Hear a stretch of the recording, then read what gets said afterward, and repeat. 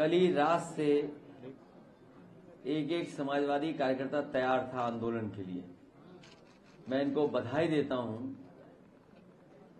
कि आज सड़क पर निकल करके जो भारतीय जनता पार्टी हम लोगों को रोकना चाहती थी, घर ही में कैद कर रखना चाहती थी, लेकिन कार्यकर्ता सड़कों पे दिखाई दिए और आज त्योहार के दिन होने की वजह से, नवरात्र का आज त्योहार है, हर घर में आज त्योहार मनाया जाता है।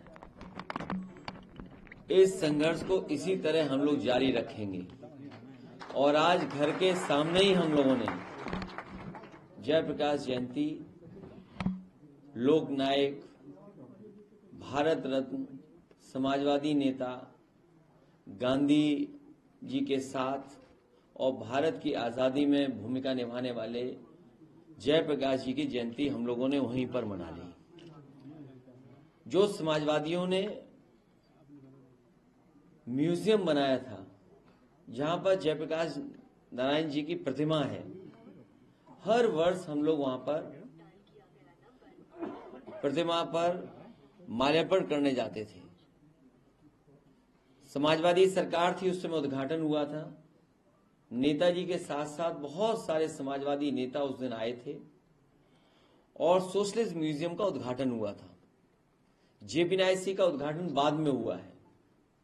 जेपीएनआईसी वो बिल्डिंग है जो वर्ल्ड क्लास स्ट्रक्चर बना हुआ है, जिसके अंदर आज के समय पे जो मॉडर्न चीजें हैं, जिस तरीके से इंडिया हैबिटेट सेंटर बना हुआ है दिल्ली में, बड़े बड़े कल्चरल प्रोग्राम या कॉन्फ्रेंसेस होती हैं और समय समय पर वहां पर कार्यक्रम होते हैं, उससे भी बेहतर लखनऊ में नेताजी ने शिलान्यास किया था और पिछली समाजवादी सरकार में उसको पूरा किया गया था। ये जेपीएनआईसी वो बिल्डिंग है जो सबसे ऊंची बिल्डिंग है। सबसे ऊंची बिल्डिंग होने के साथ साथ इसके अंदर देश का सबसे बड़ा कॉन्फ्रेंस हॉल है और जो इसका स्ट्रक्चर है, जो कैंटिलीवर है, शायद बिना पिलर के इतना बड़ा कॉन्फ्रेंस हॉल कहीं देश में नहीं होगा जो जेपीएनआईसी के अंदर है। साथ ही साथ 1200 गाड़ियों की पार्किंग है, 200 कमरे हैं, तमाम स्पोर्ट्स की चीजें हो सकती हैं उसके अंदर, लॉन टेनिस का इंडोर प्लेग्राउंड है, world class all weather Olympic size swimming pool है और इसके साथ साथ इसकी सबसे ऊंची मंजिल पर हेलीपैड भी बना है। ये भारतीय जनता पार्टी कोई भी ऐसी बिल्डिंग नहीं बना पाए जिसमें हेलीपैड हो। समाजवादियों ने लखनऊ में दो ऐसी बिल्डिंग बनाई है जिसमें हेलीपैड है। इमरजेंसी के समय पर या किसी और घटना के समय पर हेलीकॉप्टर उतर सकता है और उसी जगह पर कैंटिलीवर का 8 मीटर कैंटिलीवर स्विमिंग पूल भी है, क्योंकि इधर बहुत सारे लोग, नए जमाने के लोग कैफे जाते हैं, चाय पीने। कैफे का एक नया कल्चर शुरू हुआ है। कम से कम उस टॉप फ्लोर पर कैफे भी रहता, न केवल बिल्डिंग के ऊपर आप बैठ सकते थे बल्कि पूरे लखनऊ को देख सकते थे और रिवर फ्रंट आपको देखने को मिलती। साथ ही साथ जनेश्वर मिल्स पार्क और लोहिया पार्क देखने को मिलता आपको। लेकिन ये सरकार विनाशकारी है। इनके चेहरे के भाव जो हैं वो विनाशकारी है। और किसी बड़े जानकार ने मुझे बताया कि बीजेपी के नेताओं के अगर हाथ देखोगे तो उसमें विनाशकारी रेखा दिखाई देगी आपको। तो इनसे लोकतंत्र की उम्मीद नहीं कर सकते।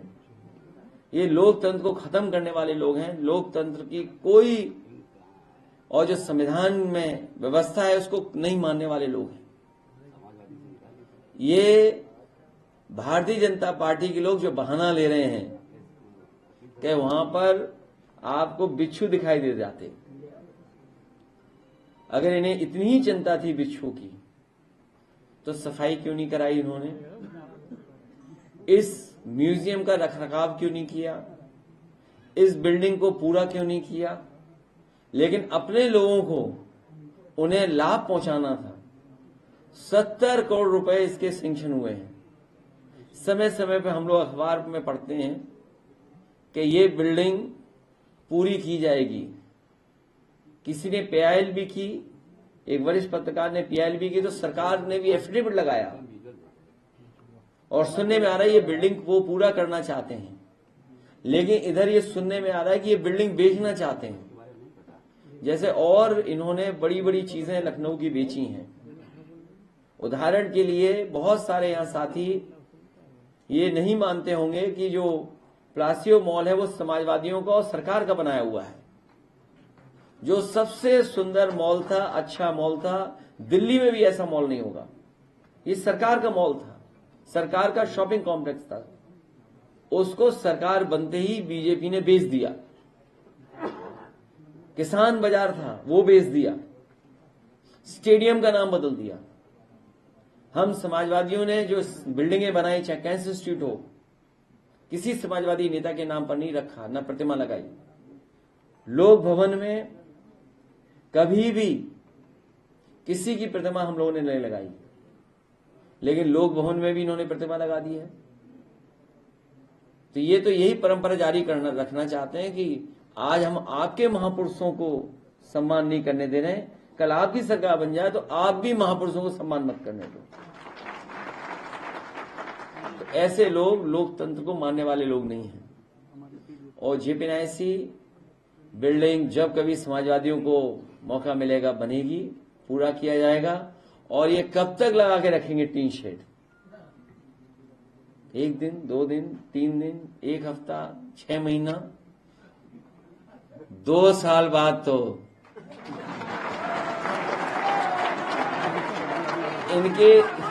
इन्हें अपने आप को बचाने के लिए टीन शेड लगानी पड़ेगी।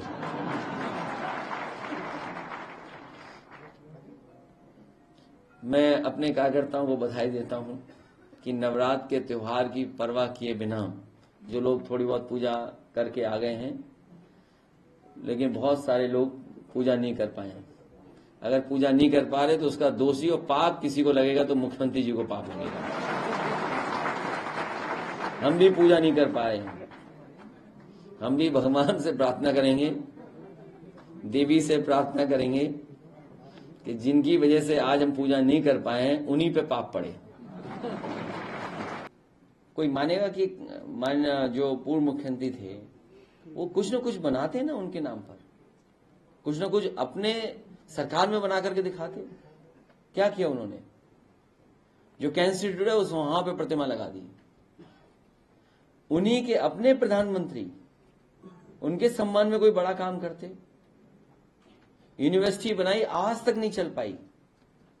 और हम लोगों ने तो कहा था कि उनके गांव बटेश्वर जन्मस्थली पर बनाया जाए, यूनिवर्सिटी वहीं पर बनाई जाए। लेकिन समाजवादियों के कैंसर इंस्टीट्यूट की जमीन को काट करके बनाई यूनिवर्सिटी, लेकिन आज भी पूरी नहीं हुई यूनिवर्सिटी। और उनको भी सम्मान देने के लिए समाजवादियों का ही काम आया, चाहे वो स्टेडियम हो और चाहे आपका लोक भवन हो। और लोक भवन में समाजवादी सरकार में भी हम लोगों ने किसी की प्रतिमा नहीं लगाई, वो नेताजी ने उद्घाटन किया था, लेकिन इन्होंने प्रतिमा लगाई है। वो अकेले बोर होते होंगे। जब कभी समाजवादी सरकार बनेगी तो उनके साथ 2 लोगों की और प्रतिमा लगाई जाएगी या 3 लोगों की और रहेगी। वो उसी समय हम लोग बैठ करके तय कर लेंगे, क्योंकि अकेले बोर होना ठीक बात नहीं है। सर, जनता से सुना है कि आप अकेले लड़ते तो मुख्यमंत्री बन चुके होते। आपने कांग्रेस का साथ लेकर के बहुत बड़ी गलती करी। नहीं, कोई गलती नहीं की। इंडिया गठबंधन रहेगा और साथ लेके चलना का काम हम समाजवादी लोग करेंगे। साथ लेकर के चलने का काम समाजवादी लोग करेंगे। सर, चर्चा ये भी है कि हरियाणा में अगर सपा साथ लड़ी होती तो कांग्रेस को फायदा हुआ होगा इस बार बेल्ट में। वो जेपीएनआईसी का वीडियो दिखाइए। अभी वीडियो देख के तब जाइए आप लोग। वो दूसरी आवाज वाला कोई है।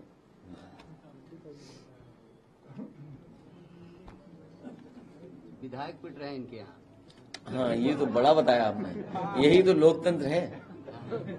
और देखिए, विधायक का पिटना नहीं सुना। ये 1 मिनट रोक लो, 1 मिनट रोक लो।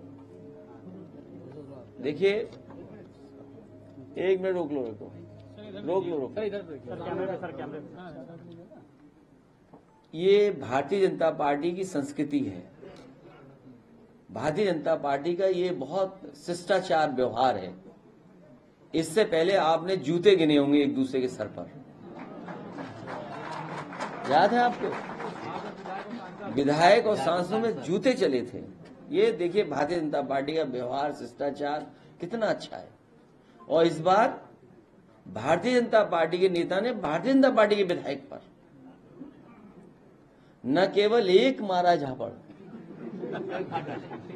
बल्कि पिटवाया औरों से भी। अगर पूरा वीडियो देखोगे आप तो विधायक जी पे झापड़ पड़ने के बाद लगातार वो पिटते रहे। और सोचिए पुलिस खड़ी हुई है वहां पर, पुलिस खड़ी हुई है और अभी तक एफआईआर नहीं हुई है और गिरफ्तारी नहीं हुई है। कहीं ऐसा तो नहीं विधायक जी झापड़ खाने के बाद समझौता कर लें। मुझे नहीं पता कौन किसका वकील है, कौन किसका साथी है, मुझे उससे कोई लेना देना नहीं है। लेकिन पूरे देश ने देखा है कि एक चुने हुए जनप्रतिनिधि को किस तरीके से अपमानित किया है। यही तो हम लोग कहते रहे कि संविधान की धज्जियां उड़ा देगी सरकार, लोकतंत्र को खत्म कर देगी सरकार। और ये एक जगह नहीं हुआ है। भारतीय जनता पार्टी कभी भी चुनाव को स्वीकार नहीं करेगी, निष्पक्ष चुनाव को। कई जगह लूटा है इन्होंने, कई जगह मारपीट की है। और सुनने में आ रहा है कि फैजाबाद अयोध्या में भी बड़े पैमाने पे मारपीट की है। वहां पर अधिकारी पुलिस मिलकर के और बीजेपी के कार्यकर्ताओं ने मिलकर के अपमानित किया है। तो ये तो देख लीजिए आप, एफआईआर दर्ज नहीं हुई अभी तक। सर अब सड़कों पे एक्सीडेंट ना हो इसलिए कब लगाओ रेडियम की पट्टी, तो उन्हें भी लगा दो ना कि पता लग जाए झापड़ मारने आ रहे हैं, झापड़ खाने आ रहे हैं।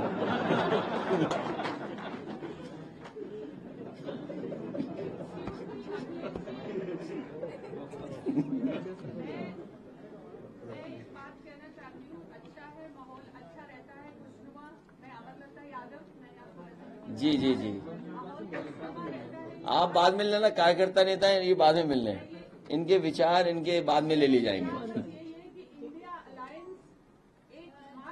इन्हें बैठाओ अंदर, इनको समय दिया हमने। हाँ बैठाइए अंदर। हाँ ये तेज आवाज में सुनाइए सभी तुम्हारे पास।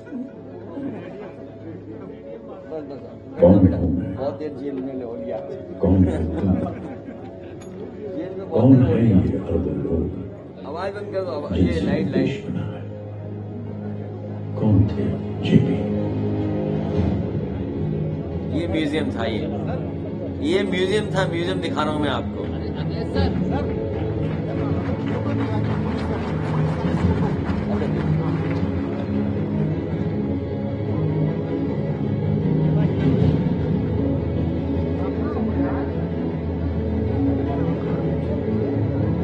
भारत को गरीबी, प्रशिक्षण और असमानता की जेल से आजाद कराने के लिए उन्होंने समाजवादी भारत का सपना देखा।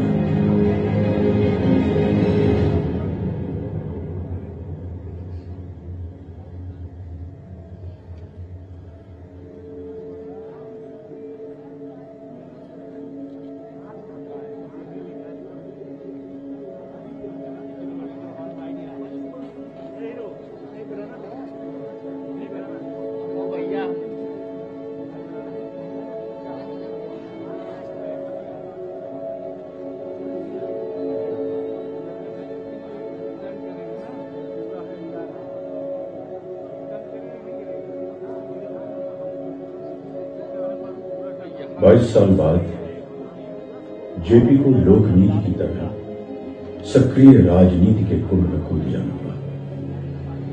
क्या थी वो मजबूरियां?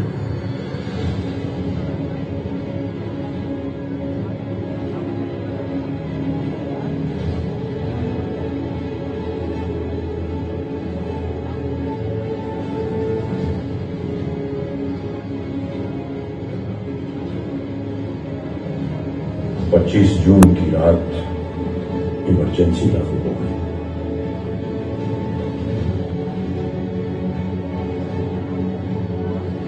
ये जेपी की जिंदगी की शान थी। रोशनी ढलने को थी और युवा राष्ट्र एक नई सुबह के इंतजार में था।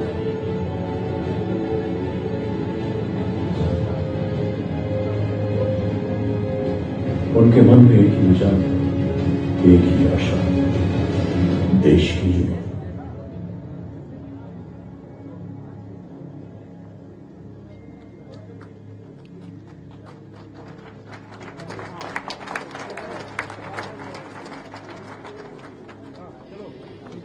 यही म्यूजियम था जिसको जाने नहीं दिया।